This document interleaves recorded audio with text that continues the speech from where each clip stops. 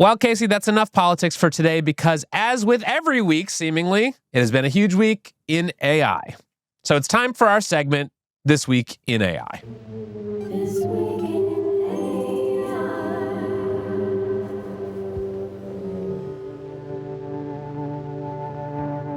Now, before we get into the big AI news of the week, let's hit our disclosures. I work at the New York Times, which is suing OpenAI and Microsoft for copyright infringement. Yes, and this week in boyfriends, my boyfriend works at Anthropic. This week in boyfriends. Honestly, it would be a great segment. Boyfriends are always up to something. Okay, well, Casey, the big AI stories of the week, let's go through them. Number one, Business Insider tells reporters they can use AI to generate first drafts of articles. This was first reported by Oliver Darcy in his great status newsletter. This is about an internal memo that went out to the staff of Business Insider last week from editor-in-chief Jamie Heller, telling them that they could use AI not just for research and various other things, but for writing the first drafts of their stories, as long as reporters, quote, make sure your final work is yours. Casey, what did you make of this? Very curious what she means by make sure your final work is yours. If the AI did all of the research and wrote the first draft, you, changed the placement of a couple of commas? Look, I'm very curious to see what happens with this one.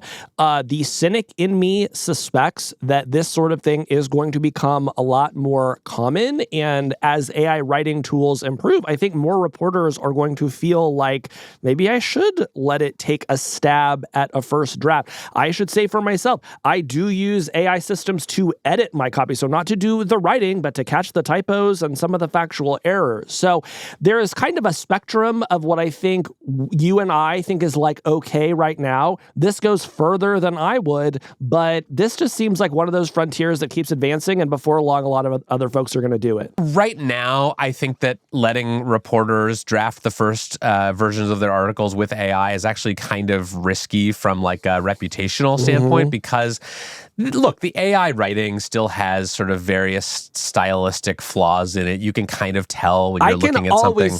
I can always tell. I don't think you can always tell, but I think you can sometimes tell, and I think that's a big problem because if readers start to sort of find evidence of AI-generated content on your website, I think they're just going to start losing respect for you as a publication. Yeah. But I think probably at some point the writing will get good and then we won't be able to tell anymore. And I think this will just sort of become part of the background noise of the internet. I don't know. If you're a reporter and you start doing this, I think you have to ask yourself the question, am I participating in the automation away of my own job, right? There is not that far of a bridge from AI is writing the first draft of my story to AI just has the job that I used to have. So this is Business Insider's playing with fire. Well, it's really interesting. The Business Insider in particular is the outlet that's sort of pushing the vanguard here. Business Insider and several other publications had to take down articles from their sites earlier this year when it was discovered that they had published sort of fabricated stories that supposedly came from a freelancer who had generated them using AI. So they want their own staff writers to use AI to create the first drafts of stories, but if freelancers use AI to submit fake stories, that will apparently not be okay. Oh, that's very stupid. The whole thing, this whole thing, we're just sort of in stupid town right now. Well, Casey, to continue on the theme of AI and media, I want to bring you the next story this week in AI, which is about Penske. Penske, the parent company behind Rolling Stone and The Hollywood Reporter, is suing Google over its AI overviews. The company says that Google is illegally using its reporting in the AI-generated summaries, and as a result, is depressing its online traffic. Penske claims in the suit that revenue from affiliate links, that's the kind of e-commerce link that supports a lot of the sort of websites that recommend products online. They say that the revenue from affiliate links was down by over a third at the end of last year compared to its peak, and they attribute that directly to a drop in traffic from Google. Casey, what did you make of this? So the stat that you just pulled out to me is the most interesting part of this lawsuit. We talk to Google all of the time, and we've been asking them for over a year about this exact possibility, right? What happens as you shift more people to AI overviews? What happens to all the publishers that rely on your traffic? And we reliably get this message from Google: Casey we send billions of clicks every single day. It's very important to us to have this thriving ecosystem. But then you get down to the level of the individual publisher, and it's like, well, a third of our revenue is gone, right? So I'm very interested to see where this case goes. I can't say for sure that what Google is doing is illegal, but I do know that this is bad for the overall health of the web, and that Penske is not the only suffering publisher here. Yeah. All right. Well, Kevin, this one caught my eye. Albania has appointed an AI minister. Yeah? This comes from the BBC. Albania has a new AI minister named Diela, which apparently means sun in Albanian, sun like the star, not the child. And Diela is going to be tasked with ensuring that Albania will become, quote, a country where public tenders are 100% free of corruption. So an anti-corruption minister that is made out of AI. What do you make of that? Well, I was going to say that sounds like a terrible idea, but after the story we just heard from David Yaffe-Bellany, I'm ready to replace all of our ministers with AI too. I do think that ChatGPT in general has a stronger moral compass than some of the people now running the U.S. government. I'll say that. No, I mean, look, this is one where I think AI can be useful for a lot of things. I'm not sure it's quite good enough yet to put into a role monitoring public corruption. Totally. I mean, do you remember when we had that guy on who ran for, mayor? Yeah. Using AI? Yeah. And he was just kind of going to be the human face of the chatbot and do all of the votes that the chatbot recommended and sort of, put into place the policies that the chatbot suggested.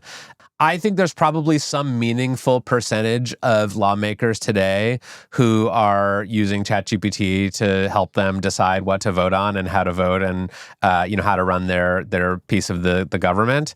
And so, I think it is inevitable that someone will just say, let's cut out the middleman and just put the AI in power directly.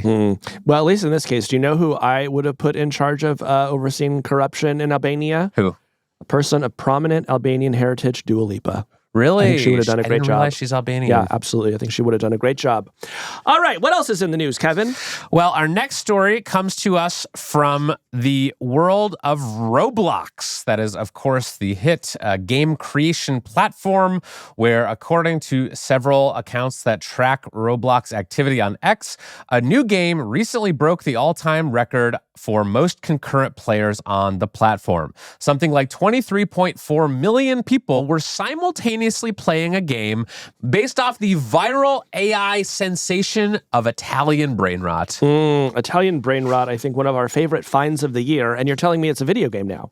Yes, so this game, which I guess you can build games inside Roblox, I'm not myself a big Roblox user, is called Steal a Brainrot.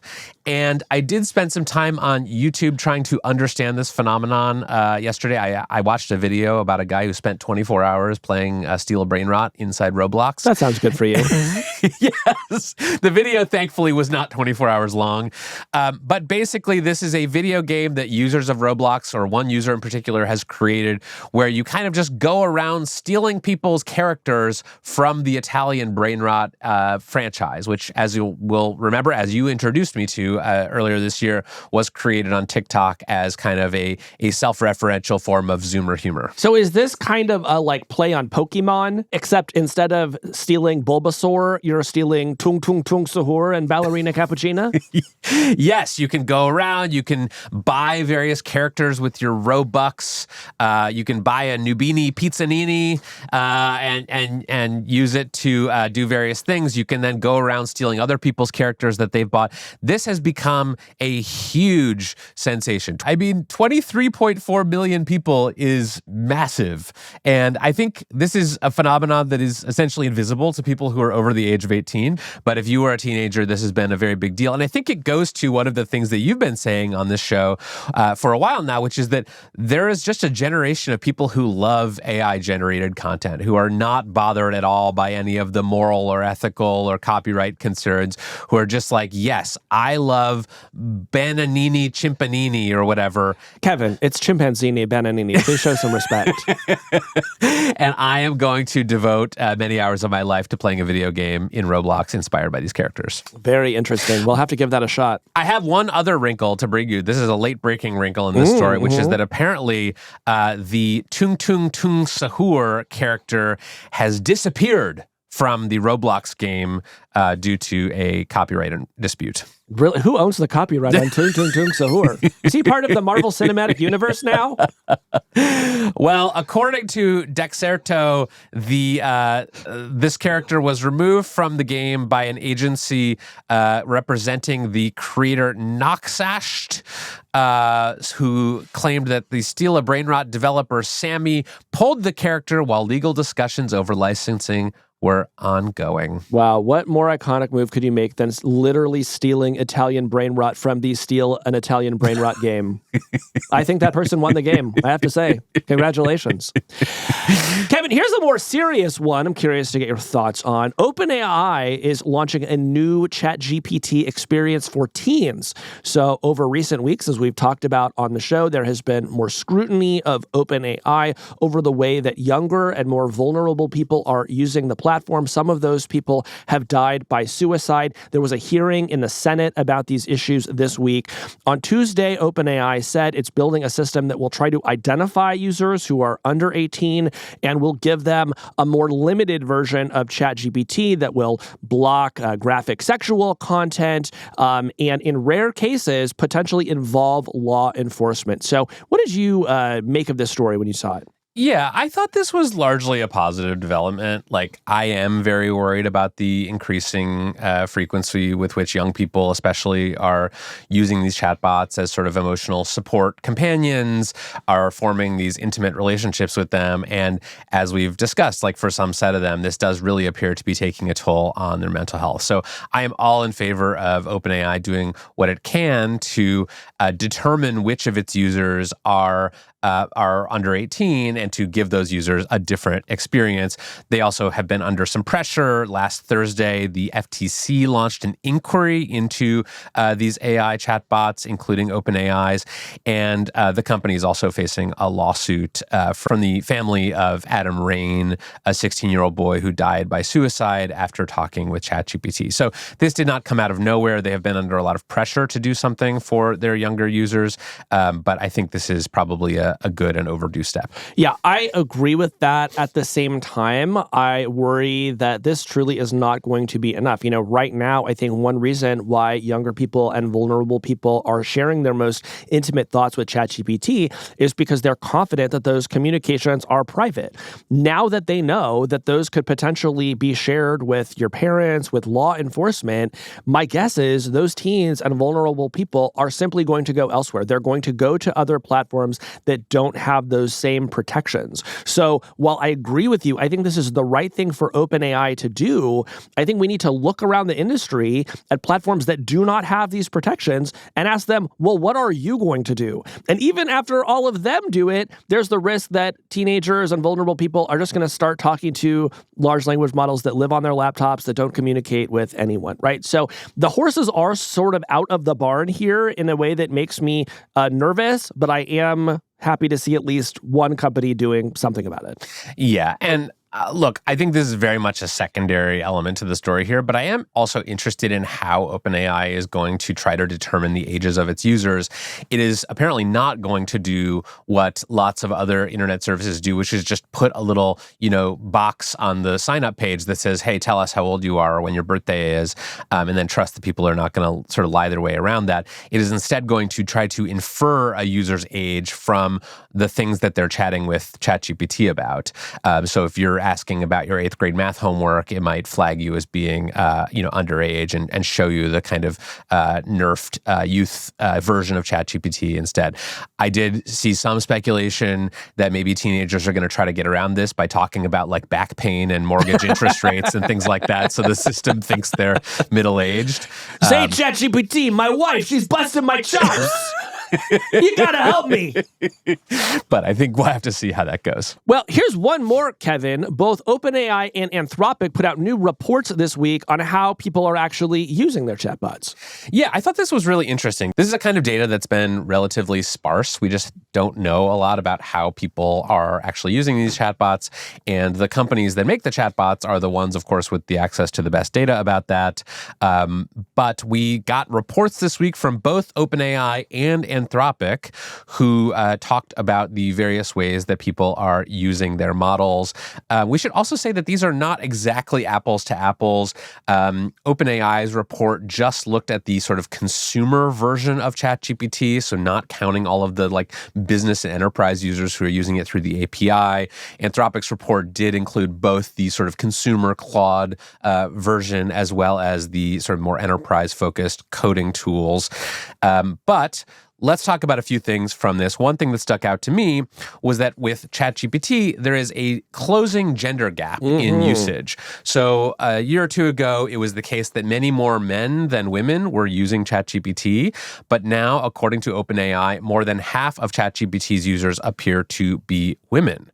Which is surprising to me. That's so interesting. Now, did they share any speculation on what has managed to close that gap?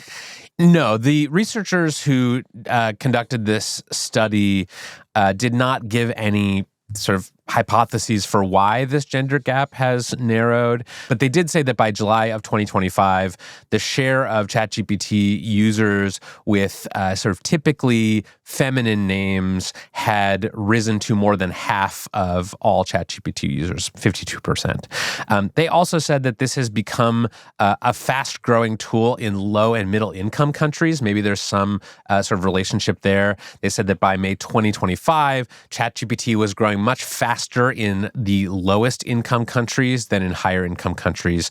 So there seems to be kind of an expansion of use of ChatGPT both among women and people outside the sort of richest Western countries. It's interesting to see. I mean, and I would say that if there remained this huge gender gap that we were seeing a year or two ago, to me that would be a really negative signal about AI, right? Because if this technology is as useful and general purpose as executives are always telling us that it is, there should actually be relative gender parity in terms of who's using it. Yeah. What else was in this report? Another interesting thing from the OpenAI version of this report was that something like 73% of ChatGPT messages are not work-related. This was surprising to me. I thought that maybe the usage of ChatGPT for sort of personal and work-related tasks would be split pretty evenly. I certainly would guess that my own usage of ChatGPT is about half work and half non-work. But apparently, the non-work related use cases of ChatGPT are growing really quickly, and they comprise now the majority, about 3/4 of all ChatGPT usage. I mean, to me, that just speaks actually to the challenge that Google has here, right? Which is, I think that a lot of those queries are things that used to go into the Google search engine that were not about work, but were just sort of hey, how do I fix my doorknob, or tell me about Canada because I'm going there next week. And all of a sudden, ChatGPT is serving a lot more of those queries. Yeah, actually, that is the number 2 use case in this study is as a replacement for web search, what they call seeking information. What do you think the number 1 use case of ChatGPT is? Cheating on homework. No, they did not break that out as its own category. Okay. It's what the researchers called practical guidance. Basically, help me make this decision. Help me think about this conversation. It's sort of the more kind of companion-like use cases that we just talked about being sort of worrisome. No, the things we used to rely on friends and family for, but no longer have to. Exactly. So that's the OpenAI report. The Anthropic report emphasized something totally different. They found that adoption of Claude was being driven primarily by coding and what they called automation usage patterns in businesses using Claude through the API. Anthropic also found that their highest Claude use per capita was in Singapore and Israel. And within the US, the leading per capita users of Claude were not in California or New York, as you might expect, but in Washington, D.C. and Utah. The Mormons love Claude. How about that? To me, what this suggests to me is that OpenAI and Anthropic are really diverging in who their customer bases are. OpenAI wants everyone. It's like a ChatGPT in every house, on every phone. Anthropic is increasingly going after the businesses and the enterprises. And so my assumption is that as you sort of fast forward in time a year, you're going to see that trend sort of continue where ChatGPT it becomes sort of ubiquitous and Anthropic becomes a thing that you use if you're building something with code. Yeah. So let's keep tabs on this data over time. This is a kind of data that I think we need more of from all of the big companies. And I think it's important that they do this collection and sort of analysis in a privacy protecting way. Both OpenAI and Anthropic have said, it's not like we are looking line by line at users' conversations. They've sort of built these tools to sort of anonymize and collect, insights about users' conversations without peering into them. But I think this is very valuable. We actually do need to know what people are using these things for. I'd really love to see it for Grok, by the way.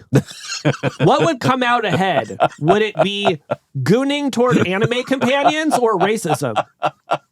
I think it would be one of the two. Yes, there's a strong uptick in usage from the Mecha Hitler adjacent region. What's that about? What's it about? Hey, that's the end of this clip. If you liked what you saw, head on over to our page and subscribe, and you can get the full podcast. We do a show like this almost every week on tech and the future. Head on over there now and subscribe.